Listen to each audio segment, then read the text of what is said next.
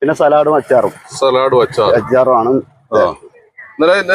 ഈ വണ്ടിയിൽ തന്നെ ഇവിടെ ഡെയിലി നമ്മളിവിടെ തന്നെ കായക്കൾ വരെ പോകാൻ വന്നപ്പോ ഇവിടെ ഒരു ചേട്ടൻ ഇവിടെ ചിക്കൻ ബിരിയാണി 100 രൂപ എന്നും പറയും ഇവിടെ ഒരു ബോർഡ് കണ്ട്.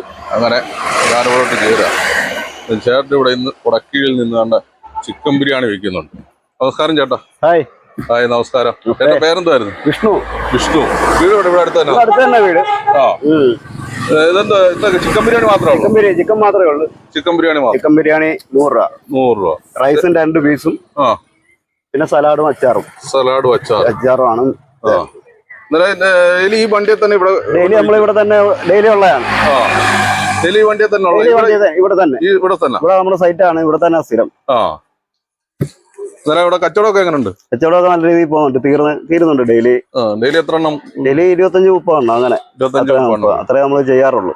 കാരണം ഒരുപാട് ചെയ്ത് കഴിഞ്ഞ് പിന്നെ ഇതാക്കണ്ടല്ലോ. അപ്പം നമ്മള് തുടക്കമാണ്. അപ്പൊ തുടക്കത്തിൽ ഇത്രയൊക്കെ പോകുന്നുണ്ട്. കുഴപ്പമില്ല പോകുന്നുണ്ട്.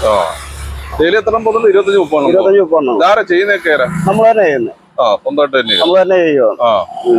വീട്ടുകാരെ വൈഫൊക്കെ ഇല്ല, നമ്മള് കല്യാണം കഴിച്ചിട്ടില്ല. വീട്ടുകാരൊക്കെ ഉണ്ട്? വീട്ടിൽ ചേട്ടനും 2 ഏട്ടന്മാരെ അച്ഛനെ കുടുംബം മൊത്തം ഉണ്ട്. വീട് ഇവിടെ അടുത്ത് തന്നെ? ഇവിടെ അടുത്ത് തന്നെ. ഇവിടുന്ന് കുറച്ച് അകത്തോട്ട് കയറാണ്ടായിരുന്നു. പേരെന്തായിരുന്നു പറഞ്ഞ? വിഷ്ണു. ഇപ്പൊ എത്ര നാളായി ഇവിടെ തുടങ്ങിയിട്ട്? ഞാൻ ഡിസംബറിൽ സ്റ്റാർട്ട് ചെയ്തേ. ഡിസംബറില? അതിന് പിന്നെ വേറെ പരിപാടിയായിരുന്നോ?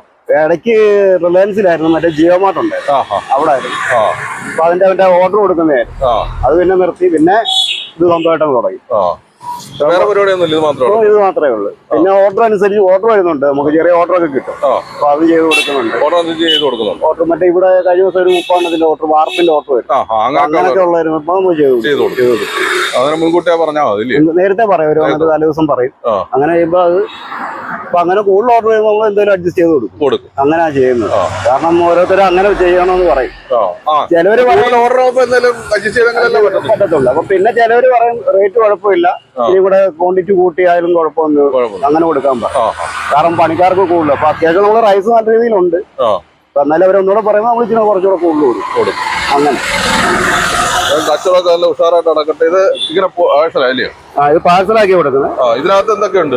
ഇതിനകത്ത് 2 പീസ് ചിക്കൻ, റൈസും ഉണ്ട്. 2 പീസ് ചിക്കൻ, റൈസ്. പിന്നെ സലാഡൊക്കെയോ? സലാഡ് സലാഡും നമ്മൾ പാക്ക് ചെയ്ത് വെച്ചേക്കും. സിപ്പ് ലോക്കിനകത്ത് പാക്ക് ചെയ്ത് വെച്ചേക്കുന്നത്. അപ്പൊ ഇങ്ങനെ പാക്ക് ഇതായിട്ട് കൊടുക്കുക. കായംകുളത്ത് ഇത് കറക്റ്റ് സ്ഥലം എന്ന് പറഞ്ഞ ചേട്ടാ?